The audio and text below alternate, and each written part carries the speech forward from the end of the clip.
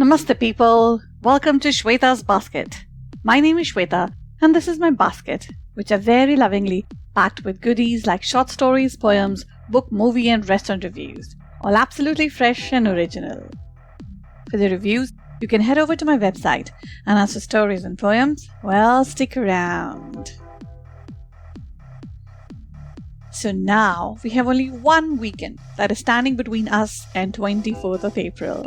Yes, 24th of April to 16th of May, Shweta's Basket is hosting its grand #first party because on 16th of May, the basket will turn 1 year.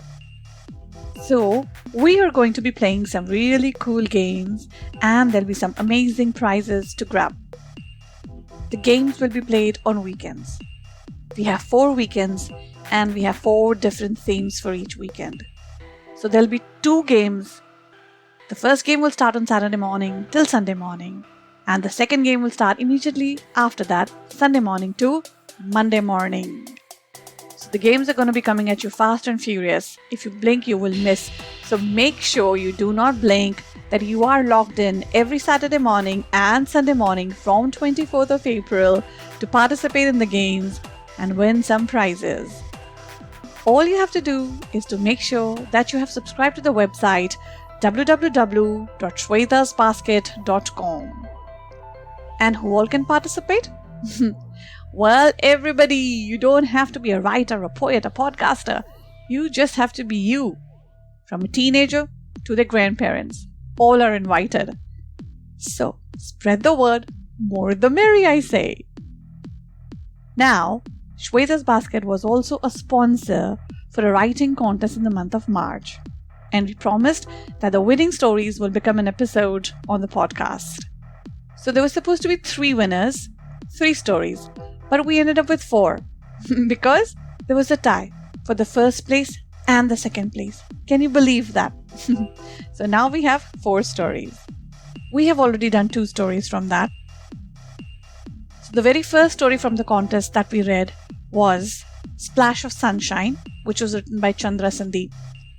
The second one that we did was Lotus Stem with Gram Flower, which was written by Preeti Warrior. And we are on to our third story now, which actually happens to be one of the stories that is tied in the first position.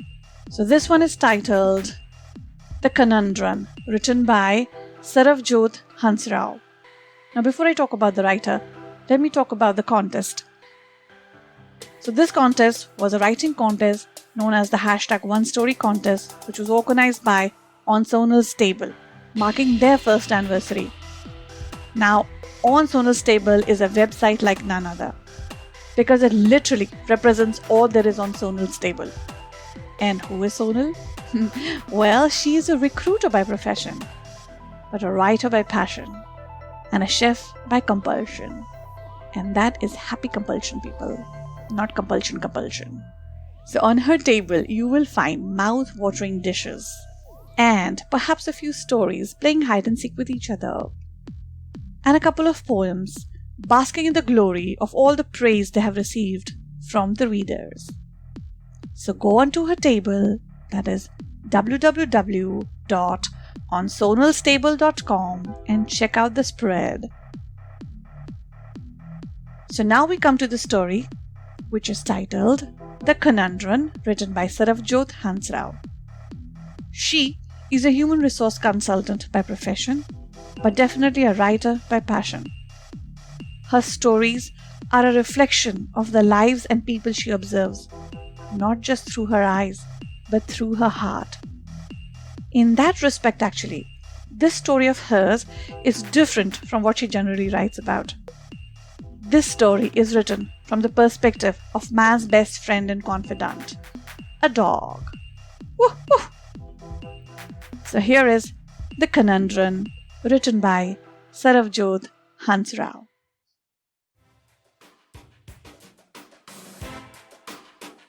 The glistening and polished top with exquisite carving on the borders enhances the opulence of the mahogany dinner table as it arrives back in a huge truck. It is difficult for the pessimist in me to fathom this superfluous transformation, as well as the need to hang on to an antiquated piece of furniture. Completely aware of the fact that my views have to remain just mine, I retreat to the corner cringing and perch myself atop the shaggy, tattered rug.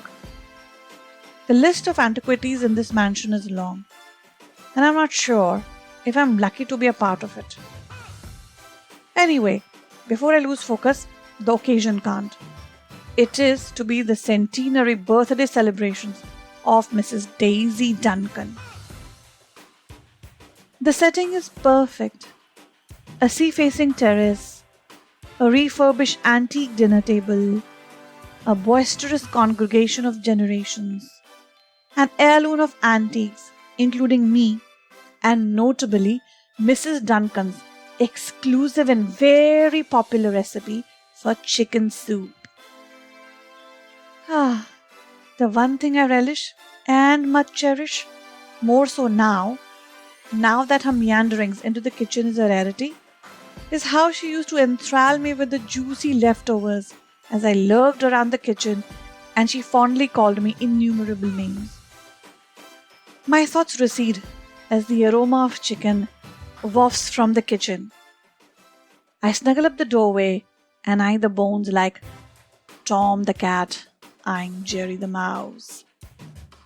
Mrs. Duncan maneuvers the automated car up and down her territory, like a pro, refusing any interventions from the battery of servants. As the grey of dusk engulfs the wavering orange of the sun, the deck is lit up and soft music reverberates throughout the mansion.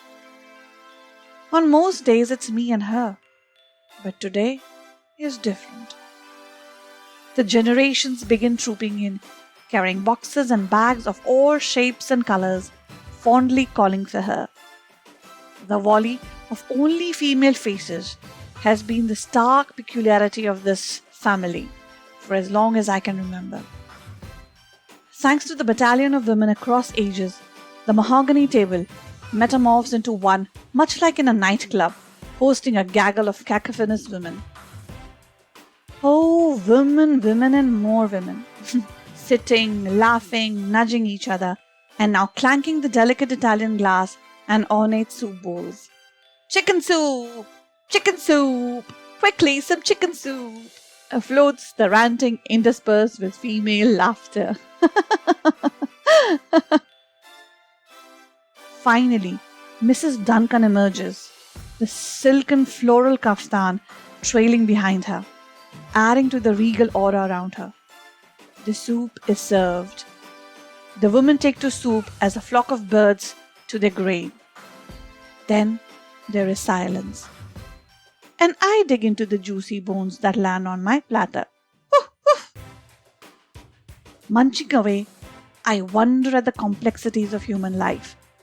Mrs. Duncan never had a human friend, and that place is mine, a non-human confidant. I have witnessed her composure transform into an alter ego, stepping out of the realm of humanity towards destruction and self-obsession. These secrets shall never leave me. After all, I am considered entertainment, and humans aren't meant to follow my woofing, whining, or barking. Many questions linger around the bizarre coincidence of missing men in this family. The brood has grown, but minus the men.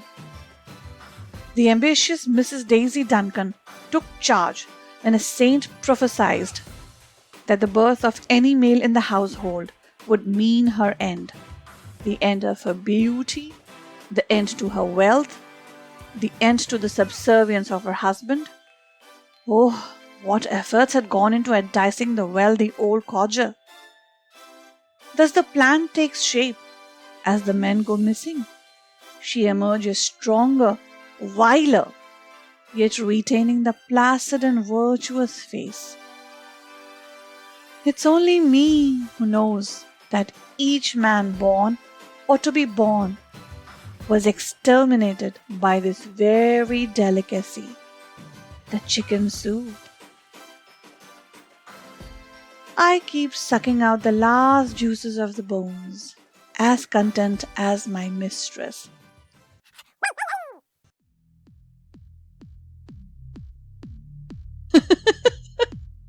Really, what juicy secrets they're privy to. If only dogs could talk. Man, they would have some stories to share with us. But I will never be able to look at a chicken soup without remembering the story now.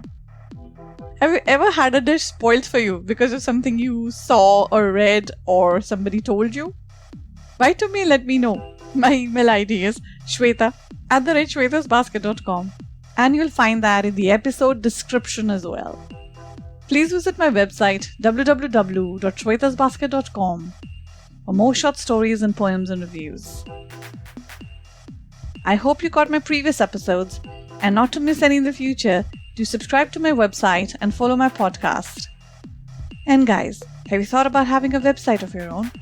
And especially if you're a podcaster, you should have a website. Well, if you have, then listen on, because having a good-looking professional website is just a click away. In the meantime, this is your host, Shweta Singh, signing off. Till we meet again on the air. Bye for now.